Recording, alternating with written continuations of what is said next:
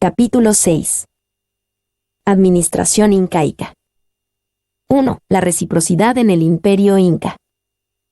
En el Imperio Incaico la reciprocidad era un sistema organizativo socioeconómico que regulaba la prestación de servicios de diferentes índoles, se utilizaba y servía como engranaje de la producción y distribución de bienes.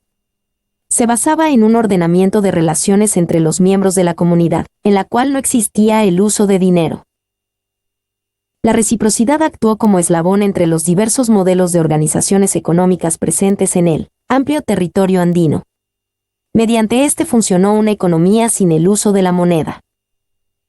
De la mano de este sistema se estableció el parentesco como una de las bases de las relaciones económicas. Las personas tenían la obligación de ayudar a sus parientes, es decir, todos aquellos que pertenecían a su ayllu, y también el derecho a exigir de ellos ayuda en caso de que sea necesario. Con esto se generaba un compromiso de solidaridad en tareas agrícolas, de construcción, etc. Mientras durase la ayuda o trabajo, el beneficiado debía alimentar a sus ayudantes. Debido a esto se habla de redistribución. Fue además mediante la reciprocidad que la población se aseguraba la ayuda y protección de las autoridades o curacas, e incluso del Inca en momentos de necesidad.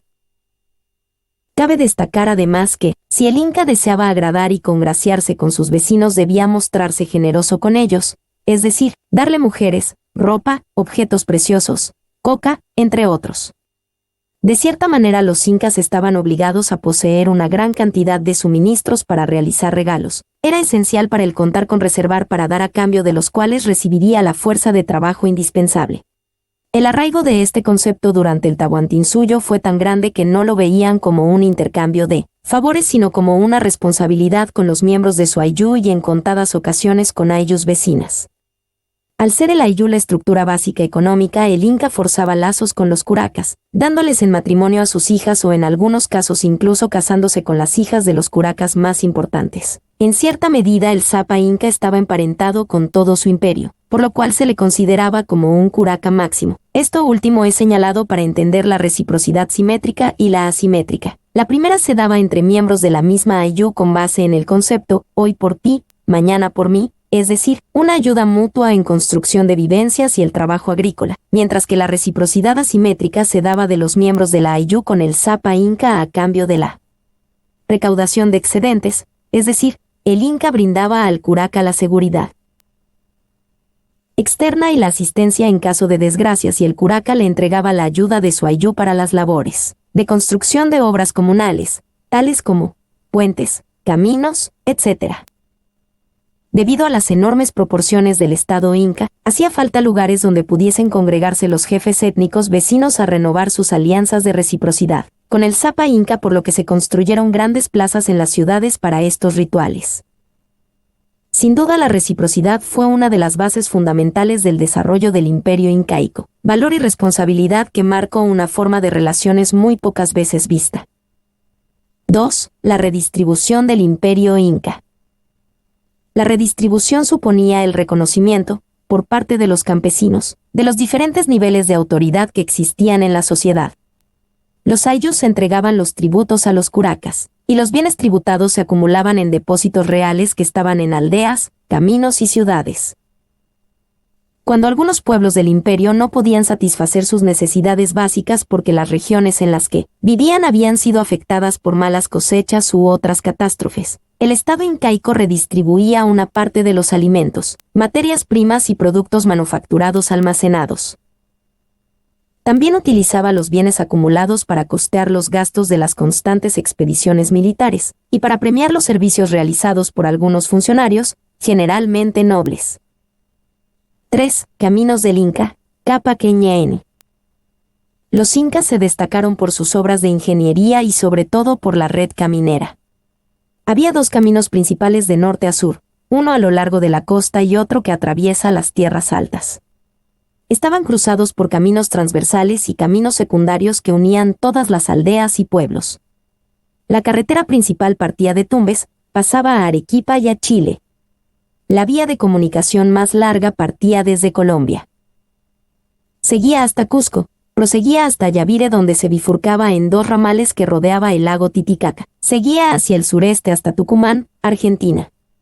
De allí partía un ramal que llegaba hasta Coquimbo, Chile, siguiendo de allí hasta la actual Santiago. Otro ramal desembocaba en el actual valle mendocino de Uspallata. A este lugar los incas trasladaron poblaciones de cantidad de mitimaes. Se tiene como cierto que la construcción de las actuales acequias se debe a la influencia incaica. Estas carreteras estaban pavimentadas con losa de piedra y medían entre 4,5 y 6 metros. Son una altura de 1 y 2 metros. En la zona costera, las carreteras eran rectas y donde era imposible hacerlas. Un territorio tan extenso como lo fue el Tahuantinsuyo, necesitaba unir, en todo momento, sus diversas áreas y ello lo entendieron muy bien los gobernantes incas que dispusieron la construcción de caminos, tomando como base los caminos ya construidos por culturas andinas anteriores a los incas, por ejemplo los Moche, los Bari, los Tiahuanaco y los Chimú, que abarcaron grandes extensiones y por eso debieron tener redes camineras eficientes. Caminos principales. Los principales caminos de los incas fueron dos: los caminos de la sierra y los de la costa, que iban en forma paralela. Estos eran los pilares viales de las comunicaciones incas y eran unidos de manera transversal para comunicar a las regiones andinas. 1. Camino a la sierra partiendo del Cusco, pasaba por Huancavelica, Ayacucho, Huánuco, Cajamarca y llegaba a Quito, prolongándose hasta Pasto, Colombia. Este camino tenía entre 6 a 8 metros de ancho, era totalmente empedrado y había sido delineado de lo más recto posible. Es debido a esto que las cuestas eran salvadas mediante graderías y los ríos eran atravesados por puentes. De trecho en trecho, había tambos para abastecer a todos los funcionarios del Estado que se encontraban en viaje.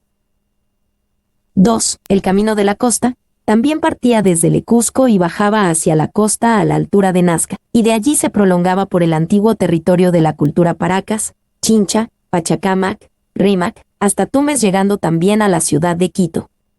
Recorría candentes arenales y al llegar a los valles era rodeado de tapias y árboles que daban sombra al viajero.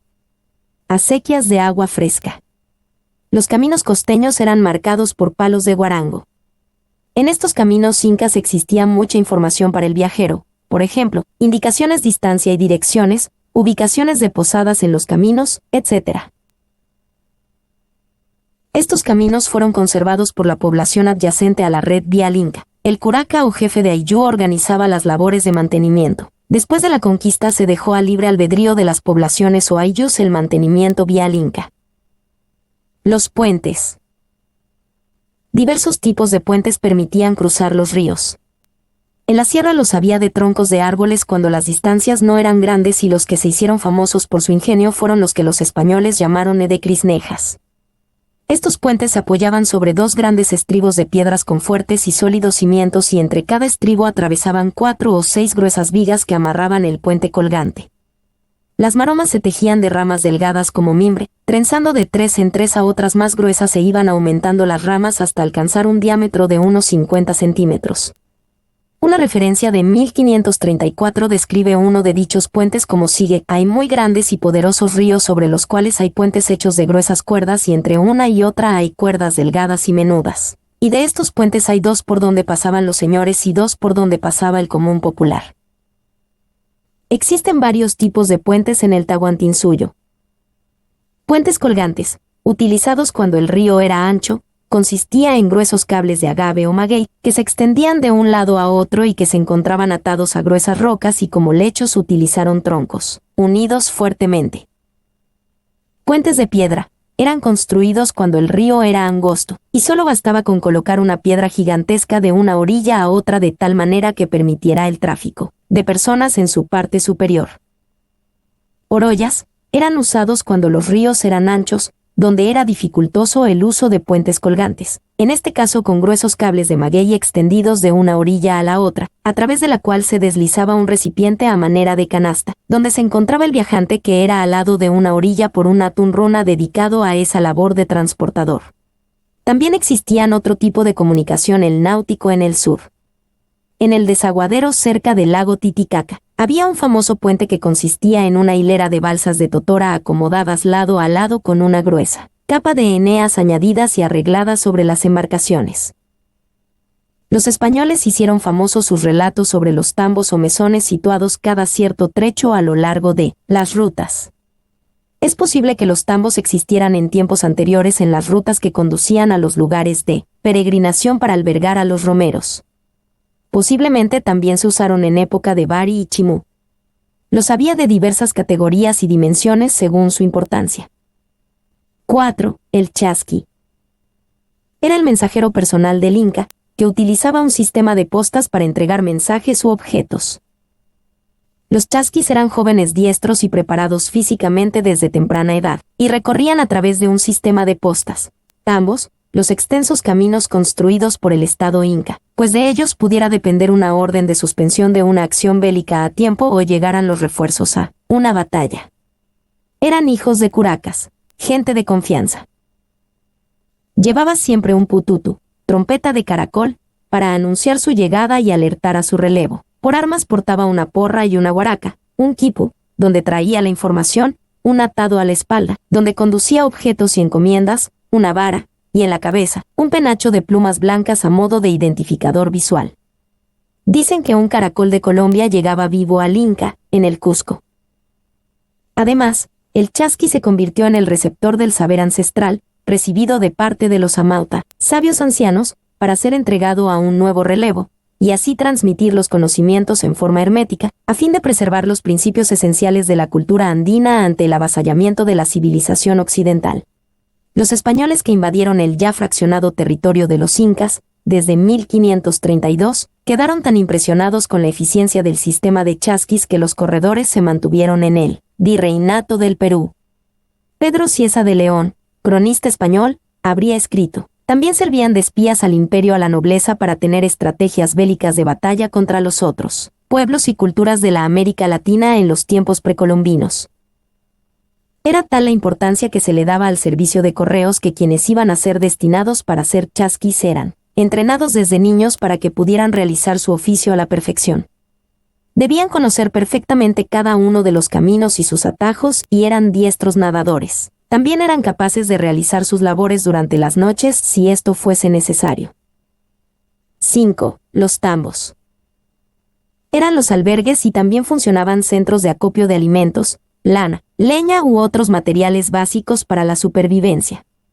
De este modo, en épocas de penurias climáticas o desastres naturales, los tambos alimentaban y proveían de algunos materiales para la supervivencia a las aldeas más cercanas a la redonda. Era una especie de seguro catastrófico que la administración inca había creado para su gente. Los tambos se repartían en los caminos, cada 20 o 30 kilómetros, una jornada de camino a pie. Podía servir para albergar a emisarios, chasqui, gobernadores o incluso al Inca, cuando éste recorría de punta a punta su territorio. No se tienen noticias de que hayan albergado también a hombres comunes y corrientes.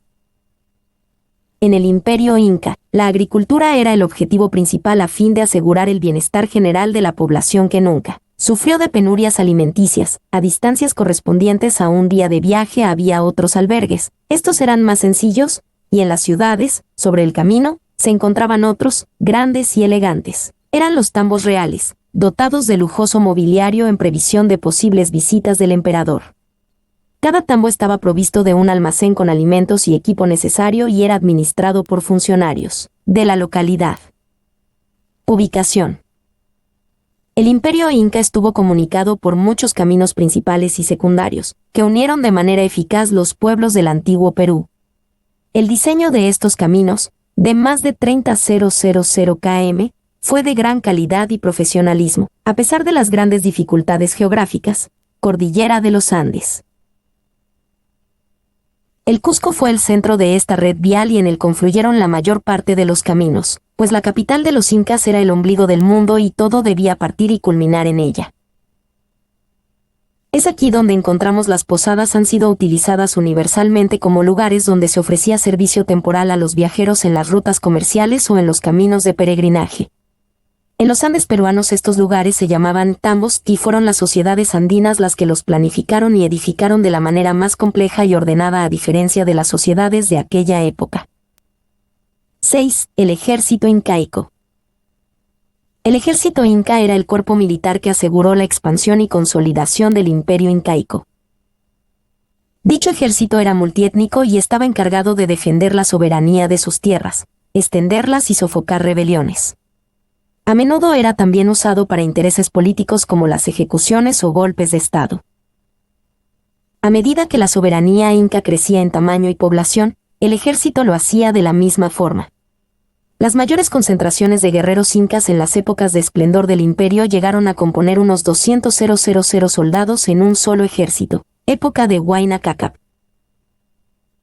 El militarismo que tenía la monarquía inca hacía de la pertenencia a un importante cargo.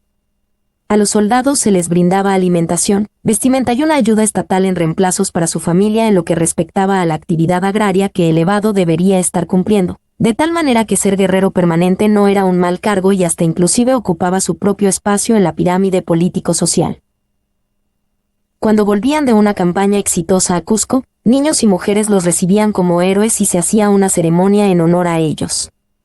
La ceremonia que se daba en la plaza de armas del Cusco consistía en exhibir el botín y pisotear a los prisioneros como un símbolo de la victoria.